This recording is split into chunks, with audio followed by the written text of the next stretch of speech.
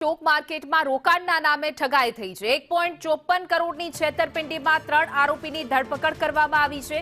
બેંકના અધિકારી અને કર્મચારીઓની મદદથી માહિતી લેતા હતા।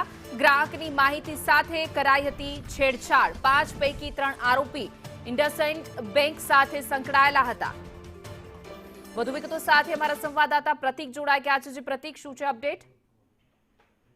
હિના, આજે સ્ટોક માર્કેટમાં રોકાણ કરવાના બહાને છેતરપિંડી કરતા જે ગેંગ છે તે ગેંગમાં કુલ 5 આરોપીઓની ધરપકડ કરવામાં આવી છે। અગાઉ સાયબર ક્રાઇમે 2 આરોપીની ધરપકડ કરી હતી અને બંને આરોપીઓની પૂછપરછમાં ઇન્ડસઇન્ડ બેંક કે જે ખાનગી બેંક છે ને તેના કર્મચારીઓની સંડોવણી સામે આવ્યા બાદ કાર્યવાહી કરવામાં આવી છે, જેની અંદર 3 બેંકના કર્મચારીઓ છે તેમની ધરપકડ કરવામાં આવી છે। આ 3 બેંકના કર્મચારીઓ દ્વારા જેમની બેંકમાં એકાઉન્ટ ખોલાવવામાં આવતું હતું અને એકાઉન્ટ ખોલાવ્યા બાદ તેની અંદર જે સાયબર ફ્રોડના નાણાં છે તેને નખાવવામાં આવતા હતા અને ત્યારબાદ તે એકાઉન્ટ છે તેમાંથી રૂપિયા ઉપાડી લેવામાં આવતા હતા। આ સાથે આ જે નાણાં છે તે નાણાંનો ઇન્વેસ્ટમેન્ટ છે તે સોનું ખરીદવા માટે પણ કરવામાં આવતા હોવાનું હાલ પ્રાથમિક તપાસમાં સામે આવ્યું છે। બેંક અધિકારીઓ અને કર્મચારીઓની સંડોવણીથી જે ગ્રાહકની માહિતી છે તેમની સાથે છેડછાડ કરવામાં આવતી હતી અને આ ખૂબ જ ગંભીર વાત સામે આવતા સાયબર ક્રાઇમે ગુનો નોંધીને 3 આરોપીઓ છે તેમની ધરપકડ કરી છે અને 3 આરોપીઓની સાથે કુલ 5 આરોપીઓની આ સમગ્ર